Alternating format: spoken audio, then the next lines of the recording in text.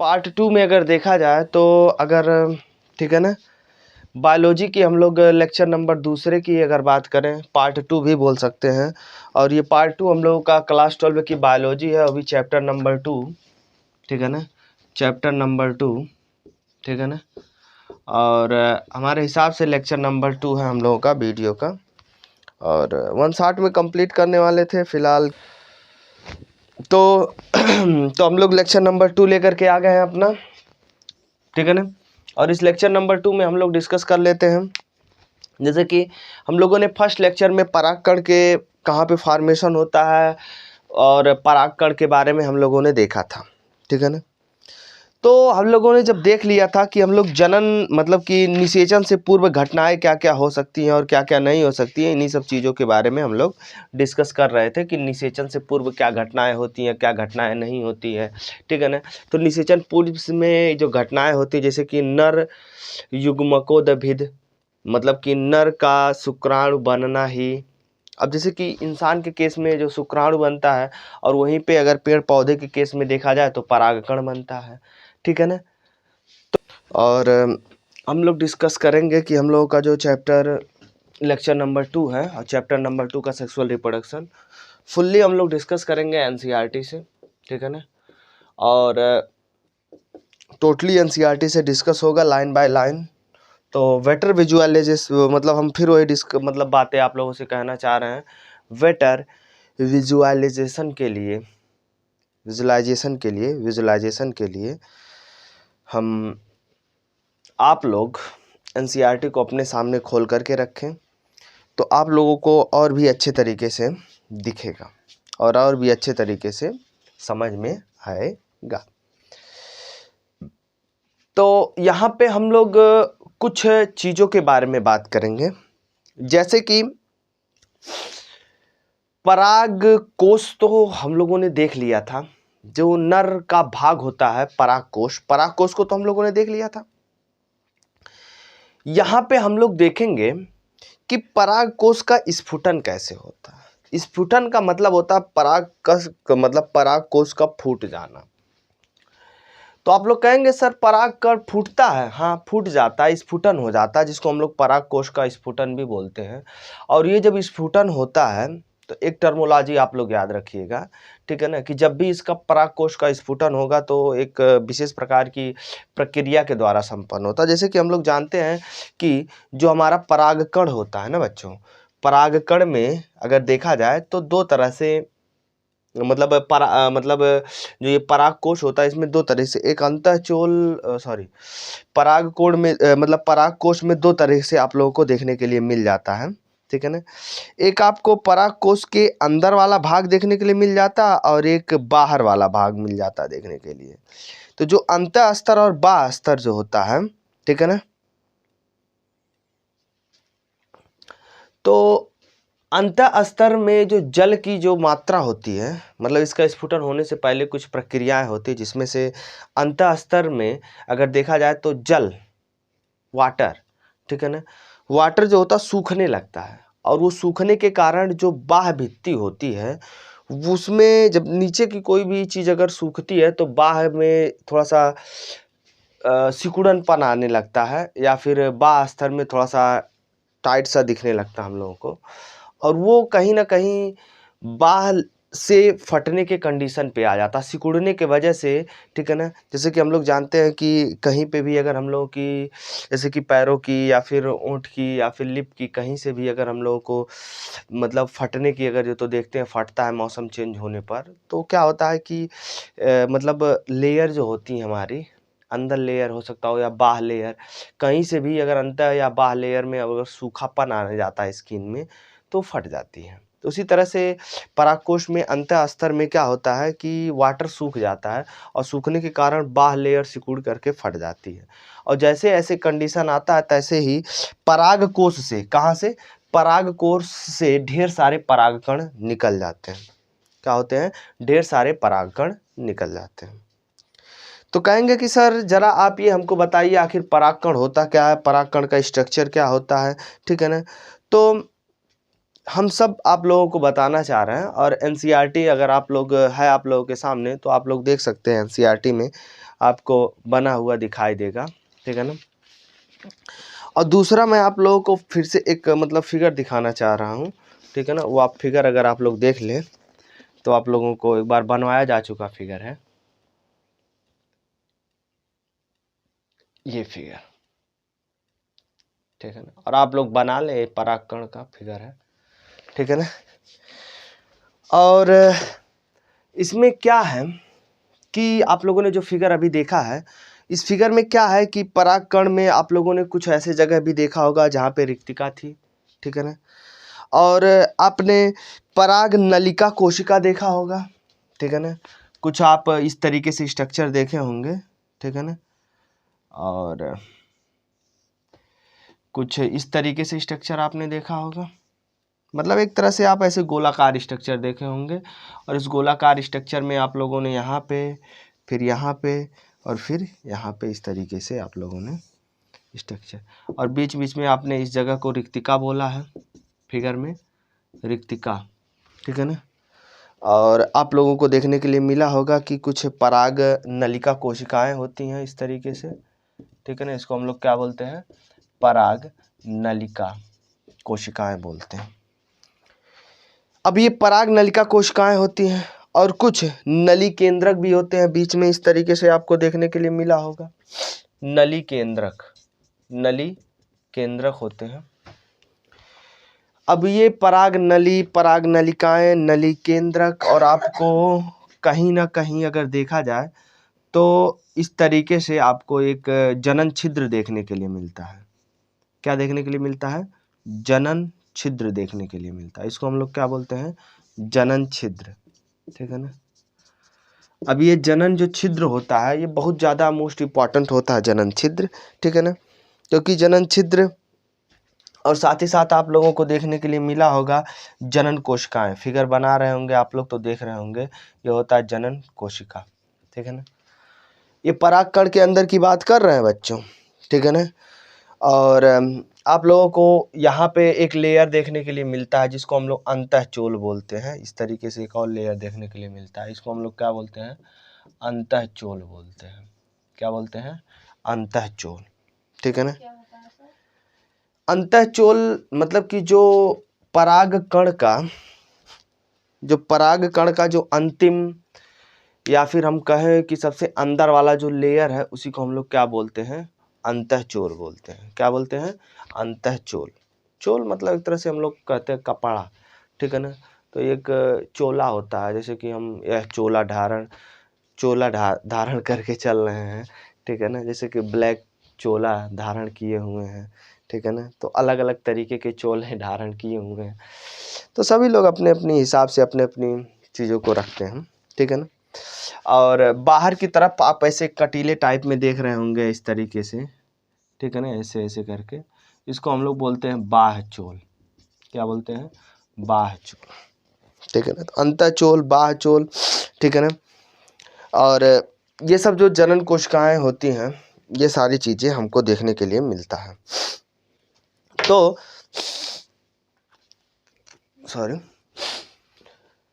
तो ये हमारा था परागकण।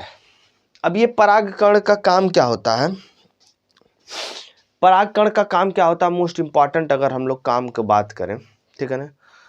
तो साथ ही साथ अगर हम इस परागकण के आकार की और परागकण की हम साइज की अगर हम लोग बात करें, तो परागकण जो होता है हमारा, ठीक है ना, परागकण का विन्यास, आकार, रंग, रूप एवं बनावट में अगर देखा जाए तो अलग अलग परागकण के अलग अलग पुष्प के या अलग अलग पौधे के जो परागकण होते हैं वो क्या आपको देखने के लिए मिलेंगे, आपको अलग अलग देखने के लिए मिल सकते हैं, ठीक है ना।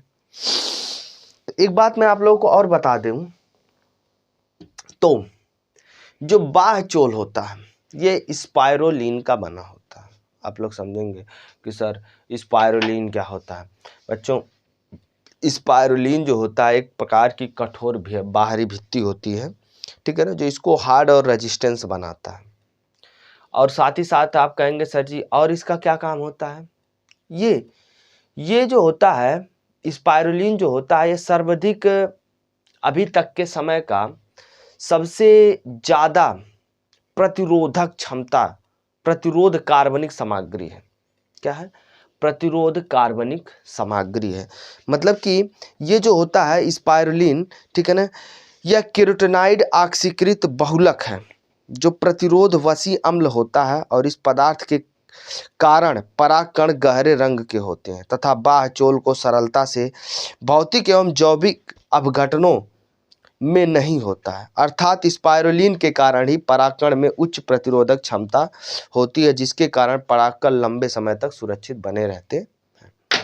मतलब हम आप लोगों से बात करें कि तो जो ये हमारा बाह्य चोल होता है ना, स्पाइरुलिन का बना होता है, इसमें केराटिनॉइड होता है जिसके कारण ये हमें कई तरह से कलर्स देखने के लिए मिलते हैं। मतलब इसका जो रंग होता है वो केराटिनॉइड के कारण होता है और स्पाइरुलिन में मिक्स होता है।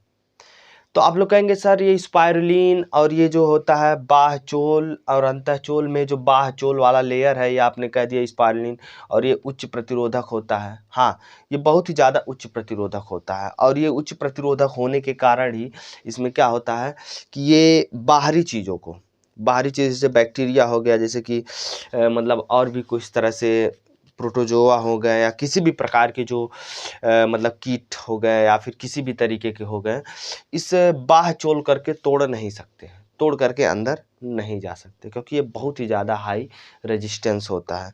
अब ऐसा होने के कारण ही ये परागकण जो होता है वो अपने लंबे समय तक ले, जैसे कि हम लोग कभी अगर खेतों में गए होंगे तो हम लोग देखे होंगे कि खेत में क्या होता है कि अगर जो जैसे कि अभी अगर सीजन चल रहा है, अब ये नहीं कह रहा हूँ कि ठंडी के सीजन में हम लोग धान उगा सकते हैं, नहीं उग सकता है, ठीक है ना, ठंडी के सीजन में। अब मैं बारहमासी सीजन की जगह की बात नहीं कर रहा हूँ कि जहाँ पे बारहमास एक ही तरह से होता हो मौसम, उस जगह की मैं बात नहीं कर रहा हूँ बच्चों, ठीक है ना।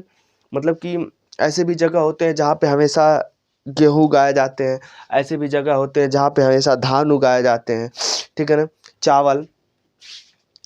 तो हम ऐसी जगह की बात नहीं कर रहे हैं, हम लोग अपनी क्षेत्र की बात कर रहे हैं। तो हम लोग देखे होंगे कभी कभी मतलब गेहूं के खेतों में कि जो गेहूं के खेते में जो घास या जो जिस प्रकार का गेहूं वो उसी हर मतलब उसको उसी में छोड़ दो तो पूरे साल भर वैसे पड़ा रहेगा खेतों में। और फिर जैसे ही उसका फेवरेबल कंडीशन आएगा, मतलब जैसे ही वो सीजन आएगा, गेहूं आपको उगता हुआ नजर आएगा, ठीक है ना। और वो पूरे साल भर वहीं पे इसे दबा रहेगा, मतलब सॉइल में, और वो नहीं निकलेगा। मतलब जब गेहूं का सीजन आएगा, जब ठंडी का सीजन आएगा तभी गेहूं निकलेगा। इसी तरह से चावल के धान के साथ भी होता है।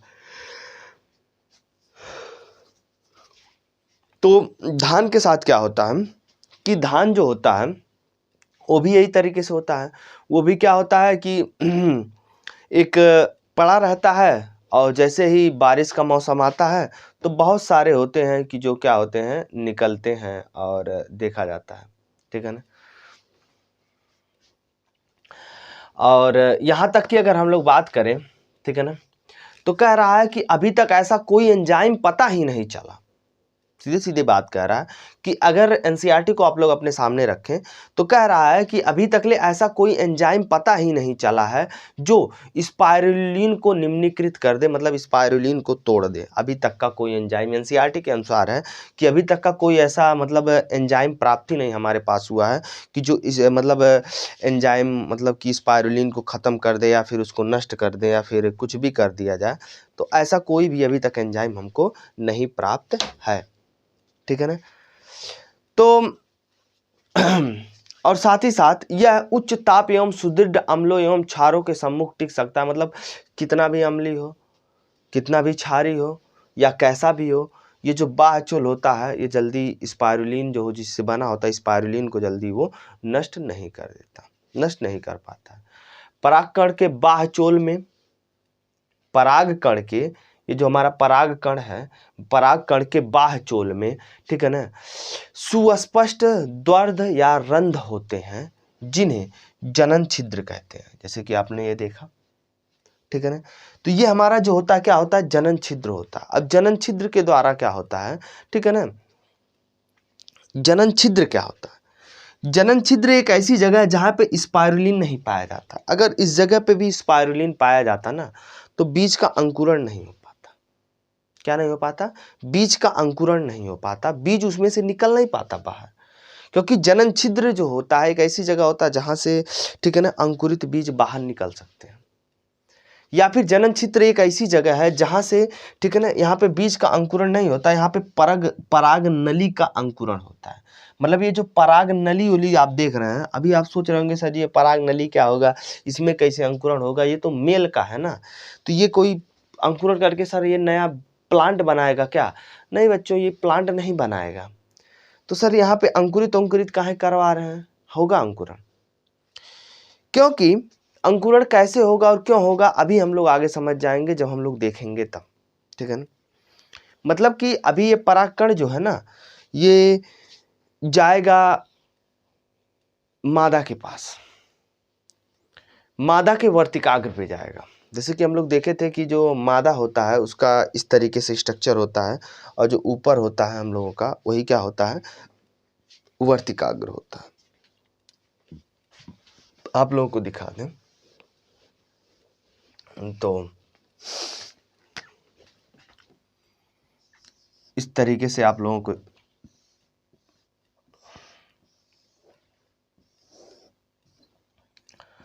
तो ये जो होता है हमारा वर्तिकाग्र होता है, ठीक है ना। अब ये जो हमारा वर्तिकाग्र होता है या वर्तिका होता है, ठीक है ना, इस पे क्या होता है, इसी पे आकर के ये जो परागकण होते हैं यहीं पे आकर के गिरते हैं, और जनन छिद्र के द्वारा, जैसे कि हम शुरू ही पहले ही लेक्चर में बता चुके हैं, जनन छिद्र के द्वारा वृद्धि करते हुए ये अंडाणु में, ठीक है ना, आ जाते हैं, और वहाँ पे क्या करते हैं, तो ये पराग नलिका का काम होता है कि वर्तिका मतलब परागकण जो होते हैं वृद्धि करते हुए यहाँ पे पहुँच जाते हैं, ठीक है ना। तो सीधे सीधे हम एनसीईआरटी पे ही आते हैं, ठीक है ना। फिर अगला लाइन हमारा क्या कह रहा है, कह रहा है कि जनन छिद्र पे जो होता है, ध्यान से आप लोग सिर्फ देखते रहिए और पढ़ते रहिए एनसीईआरटी से। कह रहा है कि ये जो जनन छिद्र है, जनन छिद्र की जगह पर स्पाइरुलिन नहीं पाया जाता है। हमने कहा चलिए ठीक है, अनुपस्थित होते हैं, ठीक है ना। और परागकण जो होते हैं, अभी तक ले हाल ही में हम लोगों ने कई सारे न्यूज़ में देखा है या फिर कहीं पे पढ़ा है कि कुछ ऐसे भी पौधे होते हैं जिसमें परागकण जो होते हैं जीवाश्म के रूप में पाए जाते हैं। आप कहेंगे सर जीवाश्म जो लंबे समय तक ले ऐसे भी पेड़ पौधे हैं जो विलुप्त हो गए, लेकिन उनके परागकण जो है ना अभी भी कहीं ना कहीं ज़मीन में, कहीं ना कहीं कोई, जैसे कि पूर्व सभ्यता थी, कोई भी जैसे कि हड़प्पा की सभ्यता थी और सारी सभ्यताएँ थी, तो वो लोग बीज को स्टोर करते थे और उसको रख देते थे। तो बीज अभी भी जब खनन के दौरान वो बीज जब मिला तो हम लोगों को बहुत सारे अलग अलग भिन्न भिन्न प्रकार के ऐसे भी पौधे देखने के लिए मिले जो कि एकदम से अलग थे, ठीक है ना। तो वही कह रहा है, अगले जीवाश्म के भांति बहुत अच्छे से संरक्षित होता है, क्योंकि उन्हें स्पाइरुलिन की उपस्थिति होती है। अब उसमें स्पाइरुलिन है, वो जल्दी खराब नहीं होगा, चाहे अम्लिक हो चाहे बेसिक हो, ठीक है ना, और ना ही कोई जल्दी कोई बैक्टीरिया वायरस क्या कर सकता है, उस पर अटैक कर सकता है, ठीक है ना। तो वही कह रहा है कि परागकण में जो ये जीवाश्म के भांति में बहुत लंबे समय तक क्या कर सकते हैं, संरक्षित रह सकते हैं, जो कि हम लोग जानते हैं, ठीक है ना। अब फिर उन्होंने कहा, एनसीईआरटी ने कहा, देखो बाह्यचोल होता है, ठीक है ना, अंतःचोल होता है, बाह्यचोल स्पाइरुलिन का बना होता है, ठीक है ना। और ये इस पूरा स्पाइरुलिन को तोड़ना कोई आसान बात नहीं है, मतलब इसका कोई भी आपको अगर देखा जाए तो इसको कोई भी खराब नहीं कर सकता या नष्ट नहीं कर सकता, इसकी प्रतिरोधक क्षमता बहुत ज़्यादा होती है, ठीक है ना। कोई भी बैक्टीरिया अभी इसको तोड़ने के लिए कोई भी दवा भी, कोई भी एंजाइम भी तुम्हारे पास नहीं है।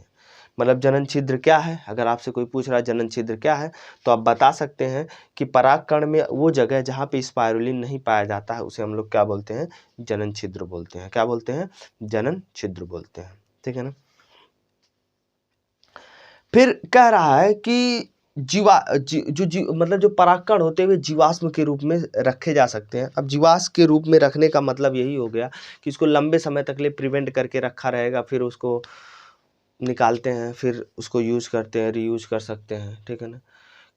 अब बाह्यचोल में प्रतिमान एवं डिजाइन की एक आकर्षक सारणी, जो कि हमारे चित्र 2.4 में देखने के लिए एनसीईआरटी के अनुसार मिल जाएगा, कि अलग अलग तरीके से हमको परागकण देखने के लिए मिलते हैं, ठीक है ना। बाह्यचोल सख्त और कठोर होता है, ठीक है ना। और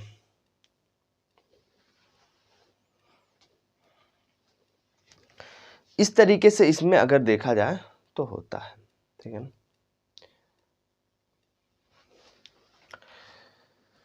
तो परागकण के बारे में, बाह्यचोल के बारे में सबसे ज़्यादा बात किया है, ठीक है ना। अब परागकोश के अंतःचोल के बारे में बात कर लेते हैं कि जो हमारा अंदर वाला परागकण का जो अंदर वाला अंतःचोल है, अब अंतःचोल का क्या काम होता है, ठीक है ना। देखो जो अंतःचोल होता है ना, ठीक है ना, अंतःचोल, ठीक है ना, अंतःचोल, अंतःचोल में नंबर फर्स्ट बात है, हम लोग पॉइंट वाइज करके देखते हैं। पहला, यह पतली होती है, बहुत बढ़िया। अंतःचोल कैसी होती है, पतली होती है, ठीक है ना।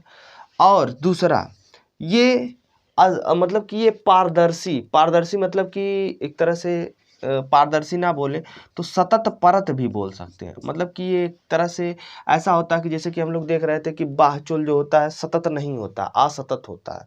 सतत और असतत क्या होता है, सतत मतलब लगातार होना चाहिए। तो हम लोग देख रहे हैं कि ये बाहरी, क्योंकि बीच में जन्म छिद्र है तो बाह्यचोल पूरी तरह से सतत थोड़ी ना है, ठीक है ना, क्योंकि जन्म छिद्र के कारण उसकी जो क्रम है वो क्या कर गई, रुक गई। और जब वो क्रम उसकी रुक गई तो सतत नहीं माना जा सकता है। क्या नहीं माना जा सकता है, सतत नहीं माना जा सकता है। तो हम इसको कह सकते हैं कि जो मतलब बाह्यचोल है सतत नहीं होता, अंतःचोल क्या होता है, सतत परत है, मतलब लगातार परत है। तीसरा, ये बना किससे होता है, अंतःचोल। अंतःचोल सेलुलोज एवं पेक्टिन का बना होता है। किसका बना होता है, लिखते रहिए, सेलुलोज। अंतःचोल किसका बना होता है, सेलुलोज व पेक्टिन का बना होता है। एनसीईआरटी में दिया है, आप लोग देख सकते हैं, ठीक है ना। पेक्टिन की भित्ति की बनी होती है, मतलब कि जो अंतःचोल होता है दो लोगों से बना होता है। एक बार नीट में आया भी था ये, सेलुलोज व पेक्टिन का बना होता है, ठीक है ना। सेलुलोज व पेक्टिन का बना होता है ये, ठीक है ना। मतलब अंतःचोल। बाहरी चोल अगर आपसे पूछ रहा है तो आप बता सकते हैं कि इसमें मतलब कि अब देखो, परागकण जीवद्रव्य का एक प्लाज्मा भित्ति की आवृत्ति होती है। मतलब कि इसको एक बार मिटा दें हम लोग, उसके बाद देख रहे हैं, ठीक है ना। इसको मिटा दें, आप लोग लिख लीजिएगा। तो अगर हम लोग देखें तो लास्ट मतलब हम लोग देखे थे कि जनन जो कोशिकाएं होती हैं, ठीक है ना, वो जनन कोशिकाएं जो होती हैं हम लोगों ने देखा था कि फिगर में हम लोगों को साफ स्पष्ट दिखा था जनन कोशिकाएं। तो परागकण जो होता है, जैसे कि हम लोगों ने देखा था कि परागकण में जनन कोशिका पाई जाती है, पाई जाती कि नहीं पाई जाती, आप लोगों ने अभी फिगर में यहीं पे देखा था, ठीक है ना। तो परागकण का जो जीवद्रव्य होता है, ठीक है ना, अगला पॉइंट था हमारा, चौथा पॉइंट था, ठीक है ना। दिखाई दे रहा आप लोगों को, ठीक है, दिखाई दे रहा। थोड़ा सा और इधर से लिखेंगे तब भी आप लोगों को दिखाई देगा, ठीक है ना। तो जो हमारा परागकण होता है, क्या होता है, परागकण का अंतःचोल के बारे में हम लोग देख रहे थे, अंतःचोल, ठीक है। अंतःचोल का चौथा पॉइंट था। तो चौथे पॉइंट में परागकण के अंदर जीवद्रव्य होता है। क्या होता है, जीवद्रव्य, मतलब कि जीव को जीवित रहने के लिए जो तरल पदार्थ की जरूरत होती उसी को हम लोग क्या बोलते हैं, जीवद्रव्य। तो परागकण के अंदर जीवद्रव्य होता है और वो जीवद्रव्य एक प्लाज्मा के अंदर होता है। किसके अंदर होता है, एक प्लाज्मा के अंदर होता है, ठीक है। तो जिसको हम लोग जीवद्रव्य या फिर जनन कोशिका भी हम लोग बोलते हैं, उसे हम लोग क्या बोलते हैं, जनन कोशिका बोलते हैं, ठीक है ना। और पांचवी बात है कि जब परागकण, क्या, परागकण परिपक्व हो जाता है, क्या हो जाता है, परिपक्व। परिपक्व का मतलब ये हो गया, ठीक है ना, कि जब वो यंग हो गया, बड़ा हो गया, जब परागकण बड़ा हो जाता है तो ये दो कोशिकाएं बना लेती हैं। तब उसमें क्या होती हैं, तब उसमें दो कोशिकाएं बन जाती हैं। कितनी कोशिकाएं, तब उसमें दो कोशिकाएं, ठीक है ना, बन जाती हैं। अब जैसे ही दो कोशिकाएं बन जा रही हैं, ठीक है ना, तो कौन कौन सी दो कोशिका बन जाती हैं, नंबर पहला होता है कायिक।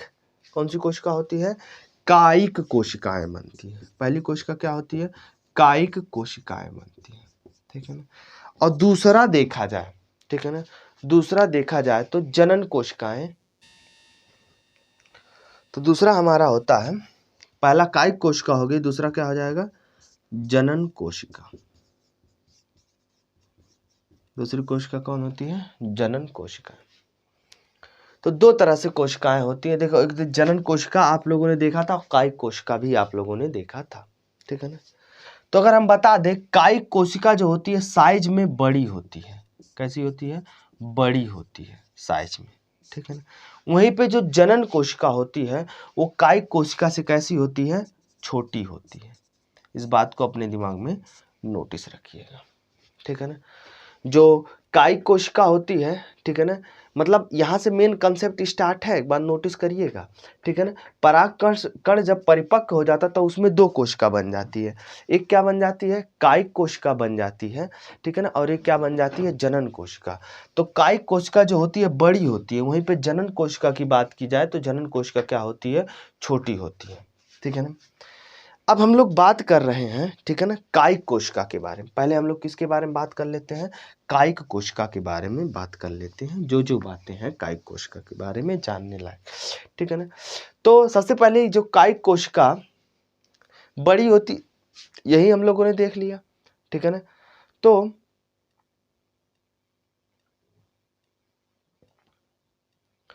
एक लाइन है,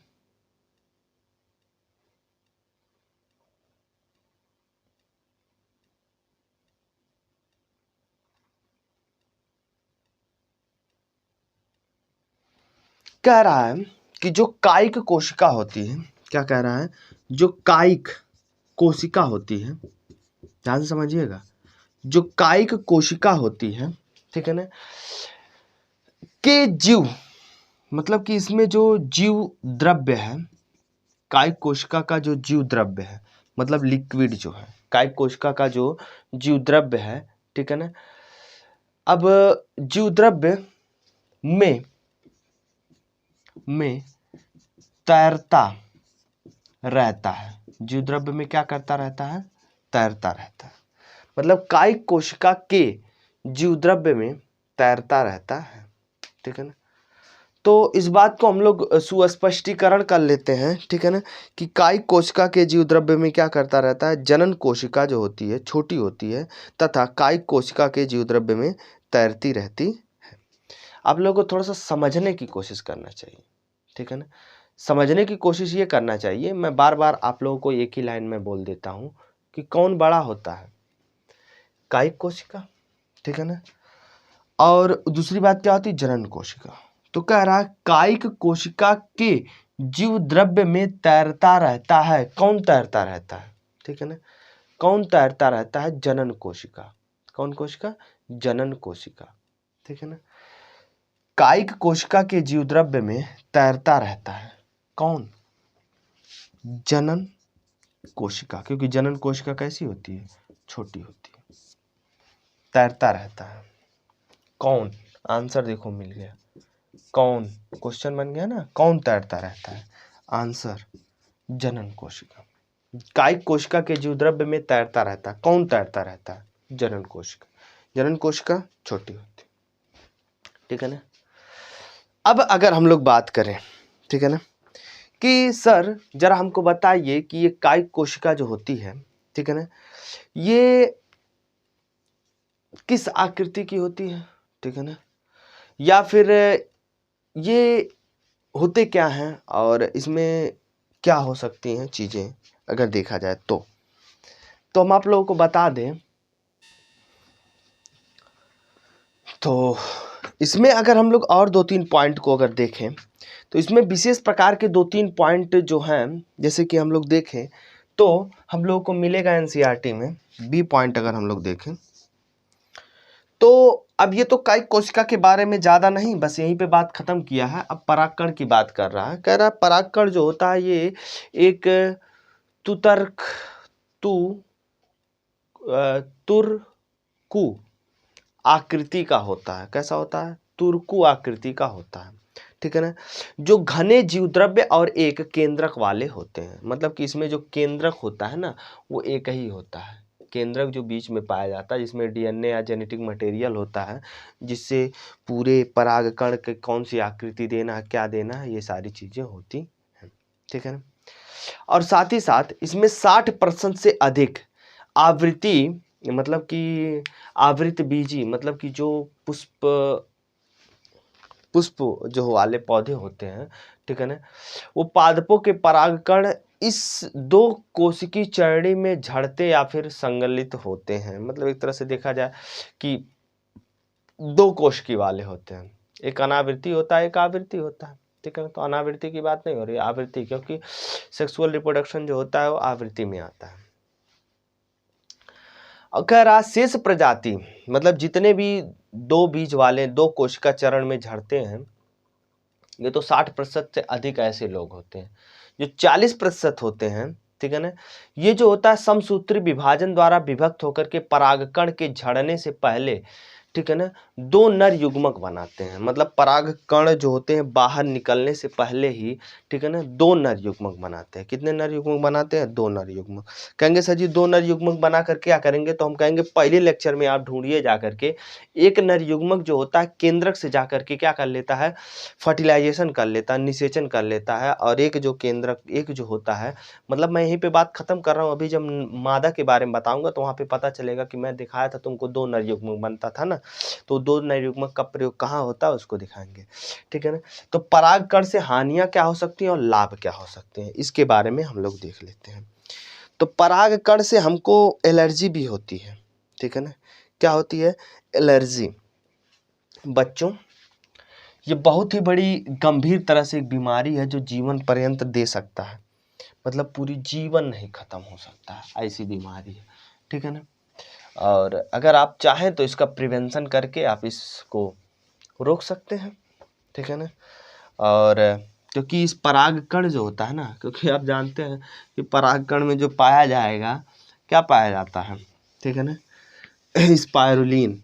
अब वो स्पाइरुलिन का जब कोई एंजाइम तोड़ा नहीं है तो आपके शरीर में जाएगा तो आप क्या, आपके शरीर में तोड़ बन जाएगा? उसका नहीं बनेगा। तो मतलब आपको ये एलर्जी हो जाता है इससे। ठीक है ना।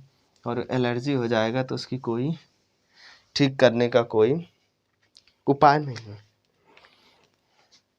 अब देखिए तो इसके हानि क्या हो सकते हैं? तो इससे हमको एक रोग होता है जिसका नाम है पार्थेनियम। कौन सा रोग होता है? पार्थेनियम। मतलब कि ये एक तरह से एलर्जी वाला रोग है, पार्थेनियम रोग है। ठीक है ना। और जो परागकण में एलर्जी का कारक होता है, परागकण में हमें क्या करता है? एलर्जी का कारक होता है। किसका कारण होता है? पार्थेनियम जो होता है वो एलर्जी का क्या होता है? कारक होता है। ठीक है ना, हमको एलर्जी देता है। और ये दमा, श्वसन से संबंधित, श्वसन शोध आदि रूप में विकसित होता है। ठीक है ना। और ये चिरकालीन होता है, मतलब कि आपके मृत्यु के साथ भी, जिंदगी के बाद भी, जिंदगी के साथ भी मतलब चिरकालीन, जिंदगी के साथ। अरे सर जी LIC वाला नहीं ठीक है ना, जिंदगी के साथ भी, जिंदगी के बाद भी। ठीक है ना। तो एक तरह से देखा जाए तो ये एक तरह से चिरकालीन होते हैं। ठीक है ना, जो एक बहुत लंबे समय तक ले एक पार्थेनियम जो होता है, ये पार्थेनियम क्या होता है? ठीक है ना, ये जब गेहूं या धान से आने वाली गाजर, घास या पार्थेनियम में उपस्थित सर्वव्यापी हो गई है और ये श्वसन विकार लाता है, मतलब सांस लेने में थोड़ा सा प्रॉब्लम होता है, अस्थमा का प्रॉब्लम हो जाता है, और ये बहुत सारे जगह पे हमको देखने के लिए मिलता है। ठीक है ना। अब परागकण का काम क्या होता है? ठीक है ना। और भी इसके मतलब लाभ क्या है? ठीक है ना। तो लाभ की अगर हम लोग बात करें, ठीक है ना, तो बच्चों आप मधुमक्खी जानते हैं? Yes sir. मधुमक्खी क्या करती हैं आपको पता है? यस सर, मधु बनाती हैं। तो आपको पता है कि वो मधु कैसे बनाती हैं? नहीं सर। तो हम बताते हैं। वो जानते क्या करती हैं? वो जाती हैं पौधों के पास, फूलों के पास, और फूलों से परागकण उठा उठा करके लेकर के आती हैं। क्या उठा करके लेके आती हैं? परागकण। और उस परागकण को वो अपने पास रखती हैं। ठीक है ना। और वो परागकण जो होता है उसमें भरपूर मात्रा में क्या होता है? पौष्टिक आहार होता है। उसको जो लंबे समय तक वो रखती हैं तो अपने हिसाब से उसको चेंज कर देती हैं, और ये हमारे लिए क्या बन जाता है, एक भरपूर पोषण के भरपूर। जब कोई खाना वाना ज़्यादा नहीं खा पाता है ना, बाहर वाहर अगर देखा जाए औषधि के रूप में, ठीक है ना, तो डायरेक्ट ग्लूकोज देने के लिए परागकण का क्या किया जाता है, इस्तेमाल किया जाता है। तो परागकण जो होता है पोषण में, ठीक है ना, पोषणों में, मतलब हमको अपने बॉडी में न्यूट्रिशन की कमी हो रही है, ठीक है ना, पोषणों से क्या होता है, ये भरपूर होता है। कैसा होता है, भरपूर होता है, मतलब इसमें पोषण की कोई कमी नहीं है, पूरा एकदम भरपूर है पोषण से, ठीक है ना। दूसरा क्या, परागकण की गोली ली जाती है, परागकण की दवाइयाँ मतलब गोली, ठीक है ना, मतलब कि इसको गोली के रूप में खाया जाता है और इसकी प्रचलन बहुत ज़्यादा बढ़ गई है, ठीक है ना। और ये सबसे ज़्यादा देखा जाए तो पश्चिमी देशों में परागकण को गोली लेने की बहुत ही ज़्यादा और एवं सिरप के रूप में बाज़ारों में उपलब्ध है, मतलब गोली के रूप में और किसके रूप में, सिरप, ठीक है ना, जो हम लोग खांसी के लिए सिरप इस्तेमाल करते हैं या फिर इस तरीके से, तो सिरप के लिए पूर्वी देश, पश्चिमी देश की बात कर रहा है, ठीक है ना।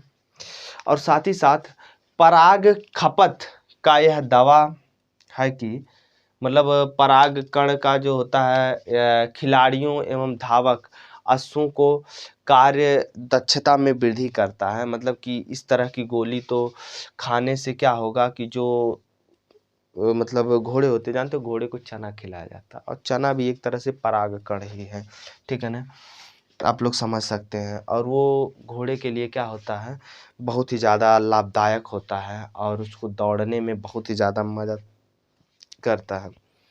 और जो धावक होते हैं, खिलाड़ी जो होते हैं, खिलाड़ी भी चना और इस तरीके से गोलियों को भी खाते रहते हैं, जिससे उनके कार्य करने की जो क्षमता होती है वो वृद्धि होती है, ठीक है ना। तो आप लोग कहेंगे सर जी दवा हम देखे नहीं हैं, तो आप एनसीईआरटी अगर खोलें तो चित्र संख्या 2.6, ठीक है ना, उसको देख सकते हैं। नहीं दिख रहा है तो हम दिखा देते हैं आप लोगों को, ये जो है, ठीक है ना, आप लोगों को दिख रहा होगा, ठीक है ना, ये दवा है आपकी, ये पोलन बी की दवा है, ठीक है ना, 30 गोली आता है, 30 टेबलेट होता है आप में, ठीक है ना। और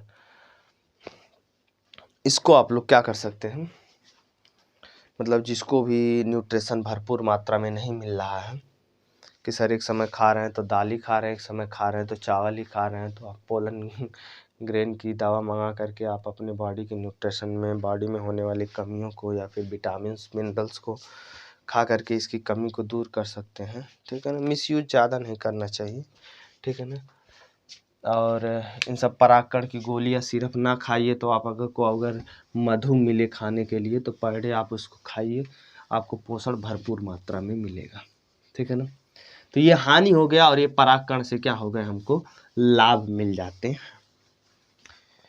अब अगर हम लोग आगे बढ़ें, ठीक है ना, तो परागकण जब एक बार झड़ते हैं, ठीक है ना, तो जो अपनी जीवन क्षमता, मतलब कि परागकण जब एक बार निकल गए परागकोश से, तो उनकी जीवन क्षमता क्या होती है, मतलब पराग एक हेडिंग है, परागकण की जीवन क्षमता क्या होती है, ठीक है ना। सर परागकोश में से निकलेंगे तो कब तक जिंदा रहेंगे, कब तक क्या रहेंगे और कैसे रहेंगे, तो परागकण की जीवन क्षमता देख लेते हैं, ठीक है ना। तो जब परागकण जो होता है वहां से निकल करके वर्तिकाग्र पर जब गिर जाता है, ठीक है ना, तो यहाँ पे आवश्यक ये बात है, ठीक है ना, आवश्यकता हुई तो निषेचन करते हैं, मतलब अगर उनके पास इतनी कैपेबिलिटी है तो वो जरूर निषेचन करेंगे। अगर सपोज करो उनके पास कोई कैपेबिलिटी नहीं बची है उनके शरीर में, मतलब वो दौड़ते धूपते थक गए बेचारे परागकण, तो उनके क्या हो गए, निषेचन नहीं कर पाते हैं। कुछ होते हैं जो कि निषेचन कर लेते हैं, ठीक है।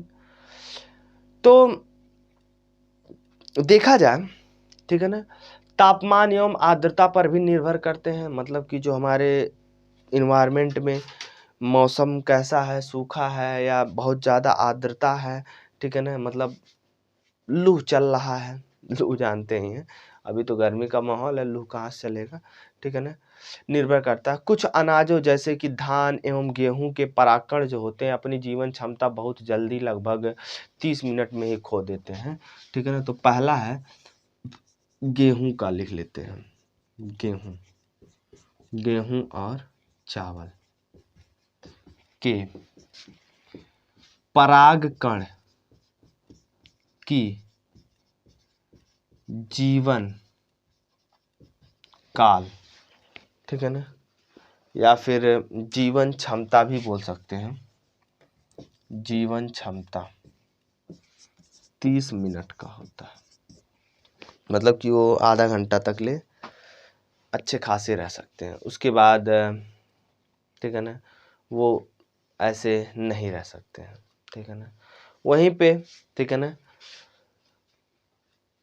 गुलबावत, ठीक है ना, दूसरा जो होता है गुलबावत नाम का जो पुष्प है, इसमें महीनों तक ले होती है परागकण की जो मतलब कि रोजेसी और रोजोसी इसकी फैमिली का नाम है, और ल्यूगुमिनेसी मतलब कि जो दलहनी वाले होते हैं, ठीक है ना।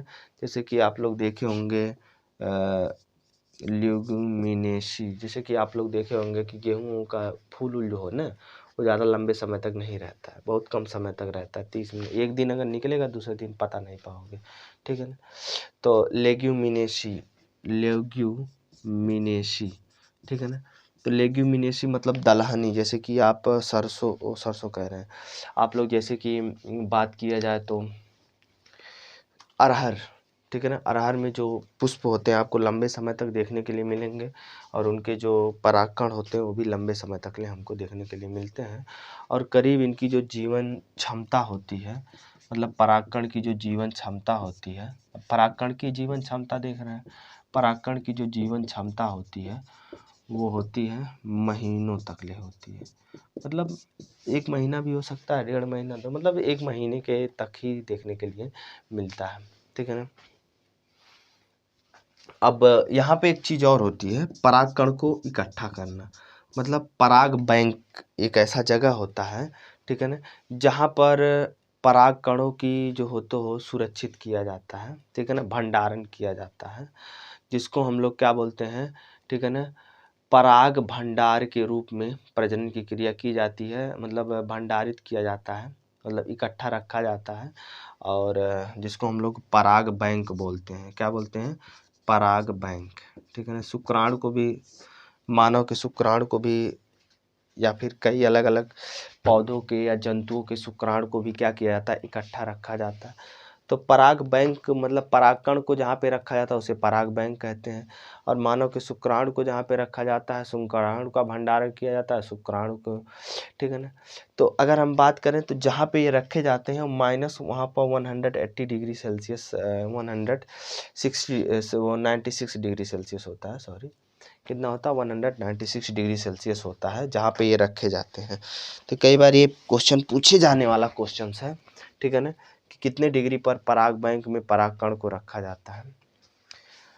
और इसको रखने के लिए 190 डिग्री सेल्सियस पर द्रव नाइट्रोजन का इस्तेमाल किया जाता है। किसका इस्तेमाल किया जाता है, इस चीज़ को भी याद रखना है, द्रव नाइट्रोजन का इस्तेमाल किया जाता है, मतलब कि जो नाइट्रोजन है जिसके कारण ये तापमान ठंड रह सके, यही एक पॉसिबिलिटी बनाता है कि नाइट्रोजन के कारण है, ठीक है ना। तो वीर या शुक्राणु को 96 डिग्री पर, चाहे परागकण को द्रव, मतलब साथ ही साथ 196 डिग्री पर क्या रहेगा, द्रव नाइट्रोजन। 190 बहुत इंपॉर्टेंट क्वेश्चन है, पेपर में पूछ सकता है, ठीक है ना। 190 डिग्री पर द्रव नाइट्रोजन में, ठीक है ना, परागकण को क्या किया जाता है, सुरक्षित रखा जाता है, और साथ ही साथ शुक्राणु को भी भंडारण किया जाता है, चाहे मानव हुआ, अरे आप लोग कृत्रिम शुक्राणु का प्रजनन देखते ही होंगे, ठीक है ना। गांव में क्या होता है कि डॉक्टर आता है और वो इंसेमिनेशन मेथड से, आर्टिफिशियल मेथड से बगल में एक बहुत बड़ा रखा रहता है, द्रव नाइट्रोजन रहता है, कभी अगर उसमें से शुक्राणु को निकालता है तो आप लोग देखते होंगे उसमें से धुएं टाइप में निकलता है।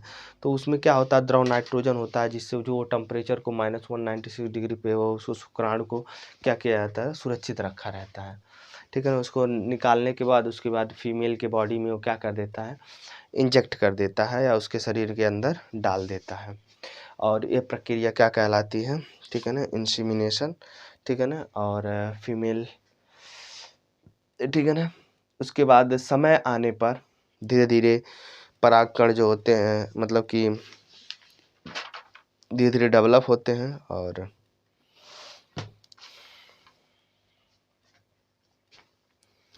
अब इसमें एक टर्मोलॉजी आएगी, वो टर्मोलॉजी है जब आएगी मादा जननांग पे पहुंचेंगे तो एक आएगा, ठीक है ना, लघु जननन आता है, मतलब लघु बीजाणु जनन आता है, मतलब पराग कोशिका पे किस तरीके से इसका जनन होता है। तो जब फीमेल के बारे में जब हम पढ़ेंगे तो वहीं पे हम लोग देख लेंगे। ठीक है ना। अलग से कोई चीज़ ज़रूरी देखने के लिए है नहीं, एनसीईआरटी के हिसाब से हम लोग चलना है। ठीक है ना। थोड़ा सा हमने जो टोटल पढ़ा है उसका एक बार कंक्लूजन थोड़ा सा निकाल लेते हैं। ठीक है ना। तो क्या कंक्लूजन है, कंक्लूजन यही है, ठीक है ना, कि अभी हम लोग 2-3 पार्ट और बनाएंगे। ठीक है ना। और कंक्लूजन यही है इसमें, पुमांग जो होता है आप लोग जानते ही हैं पुमांग क्या होता है। ठीक है ना। नर जो होता है, नर के अंग को ही हम लोग क्या बोलते हैं, पुमांग बोलते हैं। और इस पुमांग में हम लोग जानते हैं 2 पार्ट होता है, एक ऊपर होता है परागकोश और एक होता है तंतु। ठीक है ना। और इसी को हम लोग पुमांग को ही हम लोग क्या बोलते हैं, नर जननांग बोलते हैं। इस बात को हमेशा जननांग बोलते हैं, इस बात को हमेशा ध्यान रखिएगा। और पुमांग में क्या होता है, पुंकेसर होता है। क्या होता है, पुंकेसर होता है। ठीक है ना। और पुंकेसर में ही हमको क्या देखने के लिए मिलता है, पराग कोष देखने के लिए मिलता है। ठीक है ना। आप लोग कहेंगे सर जी पूरा पुंकेसर क्या होता है, पुमांग की इकाई होता है। पुंकेसर क्या होता है, पुमांग की इकाई होता है। मतलब ढेर सारे पुमांग मिलकर, ढेर सारे पुंकेसर मिल करके पुमंग बनाते हैं। ढेर सारे देखो पुमंग जो होता है, ये मैं आप लोगों को बता दूं, देखो ये अगर आप लोग परागकोश मान रहे हैं, ये क्या है, परागकोश, तो ये क्या होता है, तंतु। तो ढेर सारे, ठीक है ना, ढेर सारे, ठीक है ना, ये मिल करके क्या बनाते हैं, ये जो ग्रुप बना है इसे हम लोग क्या बोलते हैं, पुमंग। अब इसमें सिर्फ एक को निकाल लो, ठीक है ना, ये परागकोश और तंतु को निकाल लो तो आप लोगों को देखने के लिए मिलेगा, इसी को हम लोग क्या बोलते हैं, पुंकेसर, एक को। ठीक है ना। तो ये पुमांग की क्या हुई, इकाई, क्योंकि यही बार बार रिपीट है तो क्या बना है, पुमंग। अब पुमंग में क्या पाया जाता है, परागकोश और क्या पाया जाता है, तंतु पाया जाता है। ठीक है ना। और परागकोश जो होता है 2 पलियों में होता है, हम लोग जानते हैं 2 पलियां, फिर काटा गया 4 ठो उसमें से देखने के लिए मिले हैं। ठीक है ना। और ये 2 पलियों में होता है, पलियों में होता है, और इसमें 4 बीजाणु धानी होते हैं। आप लोग देखे थे 4 बीजाणु धानी होते हैं। ठीक है ना। और साथ ही साथ जो इसमें परागकण होते हैं, ऐसे में परागकण होते हैं जो नर युग्मकोद भिद भी बोलते हैं। ठीक है ना। युग्मकोद भिद। ठीक है ना। और ये जो परागकण होते हैं, इस परागकण में 2 चीजें आप लोगों को देखने के लिए मिलता है। क्या क्या देखने के लिए मिलता है, परागकण में 2 नर युग्मक केंद्रक होते हैं, 2 नर युग्मक केंद्रक होते हैं। ठीक है ना। और क्या होता है, देखो 2 नर युग्मक केंद्रक होते हैं और वर्धी केंद्रक भी होते हैं, जिसे नली केंद्रक भी बोलते हैं। वर्धी केंद्रक या फिर नली केंद्रक भी बोलते हैं। तो जो दो नर युग्मक केंद्रक होते हैं ये क्या करते हैं, एक जो होता है अंडाणु के साथ फर्टिलाइजेशन करता है और दूसरा केंद्रक के साथ फर्टिलाइजेशन करता है, ठीक है ना, जिसको त्रिगुणित भ्रूणपोष बनाता है। और ये जो मतलब नली केंद्रक होता है ये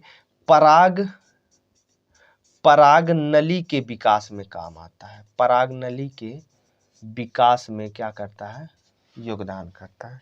और जो दो नर युग्मक केंद्रक होते हैं, दो नर युग्मक जो केंद्रक होते हैं ना बच्चों, ये जो दो नर युग्मक केंद्रक होते हैं इसमें से एक जो होता है, एक नर युग्मक जो होता है वो जो जिस तरह से हम लोग ऐसे देखे नहीं थे फिगर बना करके, इसमें एक 3 यहाँ पे था और यहाँ पे था 2 और यहाँ पे सिनर्जिड थे। तो एक जो होता है एक नर युग्मक इससे आकर के फर्टिलाइजेशन करता और एक नर युग्मक इससे आकर के, तो 1-2 हो गए, ठीक है ना। और एक केंद्रक अंडकोशिका के साथ संगलित होता है जिसे द्विगुणित युग्मज बनता है। दूसरा जो होता है ये ध्रुवक केंद्रक के साथ संलयक होकर के त्रिगुणित भ्रूणपोष बनाता है। मतलब कि ये जो होता एक जो होता है यहाँ पे आता है और एक आकर के यहाँ पे बनता है। ये द्विगुणित हो गया, ठीक है ना, ये त्रिगुणित हो जाता है, एक और मिलता है तो त्रिगुणित हो जाता है, जिसको हम डबल फर्टिलाइजेशन भी बोलते हैं। एक फर्टिलाइजेशन यहाँ पे हुआ, एक फर्टिलाइजेशन यहाँ पे होता है। तो दो नर युग्मक केंद्रक होते हैं, एक होता है हमारा ध्रुविक कोशिका से बनता है, इसे ध्रुवक कोशिका भी बोलते हैं, और ये अंड कोशिका होता है, मेन कोशिका ये होता है। ये पोषण प्रदान करने का काम करते हैं, ऊपर वाले भी, और ये सब क्या करते हैं, भ्रूण को पोषण प्रदान करने के लिए मतलब काम में आते हैं। और अगर हम आप लोगों को देखा जाए तो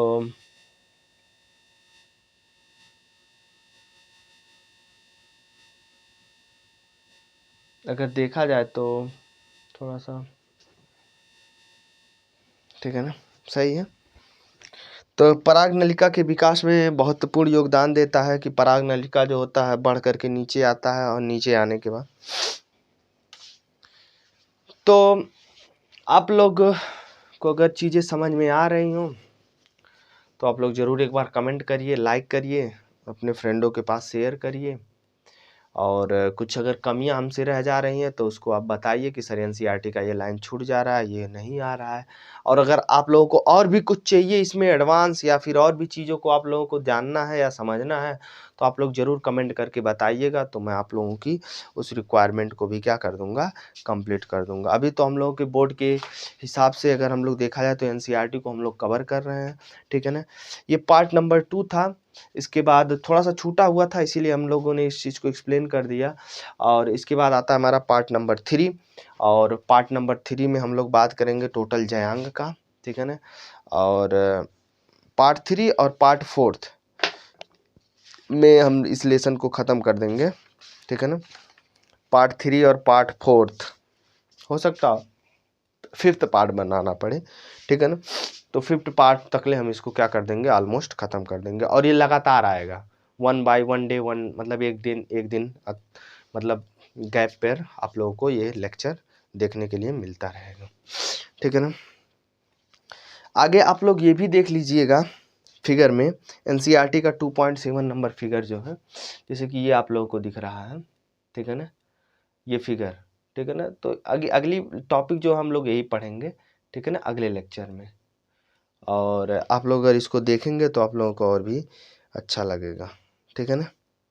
और फिलहाल देखा जाए तो हम लोग बहुत सारी चीज़ों को आप लोगों को मैं पिछली बार में ये बताया था कि ये फिगर आप लोग ड्रा कर लीजिएगा, ठीक है ना। टाइपिटम है, इसमें जो पोषण प्रदान करा रही है कोशिका को, मात्र कोशिका है, लघु बीजाणुधानी कोशिका है। तो आप लोग अगर इस चीज़ को देखे हैं तो आप लोग देखिए परागकण दिख रहा है और भी सारी चीज़ें दिख रही हैं। तो और यहाँ पे मैं आप लोगों को देखा था कि बच्चों देख लो, ठीक है ना, बच्चों देख लो किसके लिए दिखाए थे। देखिए परागकण दिख रहा है, परागकोश दिख रहा है, लाइन ऑफ डिहेशन होता है जहाँ से मतलब टूट करके देखिए परागकण निकल रहा है, और तंतु डंठल है, और ये परागकोश है, आप लोगों को दिख रहा होगा परागकोश। तो ये सारी चीज़ें जो हैं आप लोगों को सब बता दिया जा चुका है। आप लोग याद रखें तो और आप लोगों के लिए बेटर विजुअलाइजेशन हो सकता है। वर्तिकाग्र, पंखुड़ी, परागकोश, ये सब आपको अंडाशय, बाह्यदल, दलपुंज, ये सारी चीज़ों को मैं पिछले लेक्चर में आप लोगों को बताया था। तो अभी की अगर बात किया जाए तो हम लोगों का बहुत सारी चीज़ें इसमें से मतलब ख़त्म हो चुकी हैं और हम लोग बाकी का अगले लेक्चर में डिस्कस करेंगे और अगले टॉपिक में डिस्कस करेंगे, ठीक है ना। और मैं जल्दी आप लोगों का फिजिक्स वाला भी टॉपिक लेकर के आ जाऊँगा।